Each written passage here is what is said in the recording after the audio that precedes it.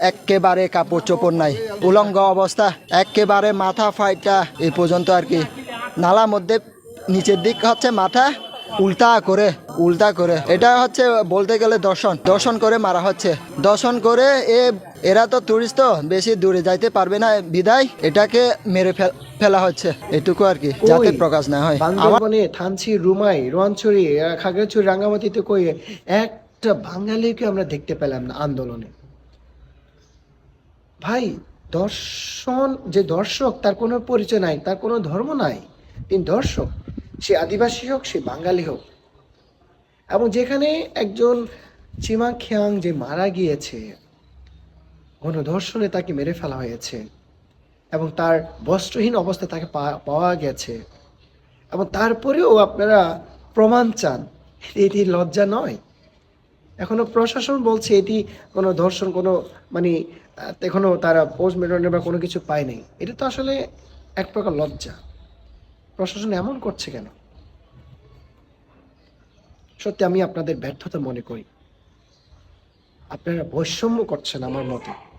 আমি অনুরোধ জানাবো, সরকার দ্রুত আপনারা প্রশাসন যেন এটি ভালো করে যেন দেখেন, এটি হালকাভাবে নেবেন না।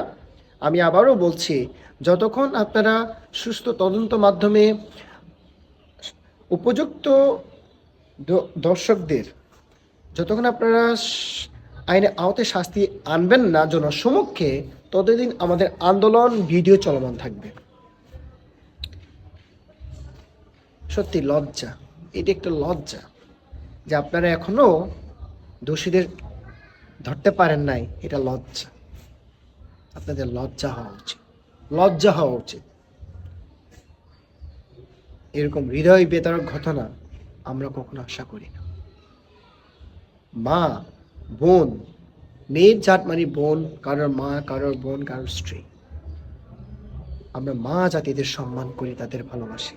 সে বাঙালি হোক, সে আদিবাসী হোক, সে যে জাতি হোক, যে বর্ণে হোক, আমরা প্রতিটি নারীকে অনেক সম্মান করি, প্রতিটি নারীকে অনেক বেশি ভালোবাসি।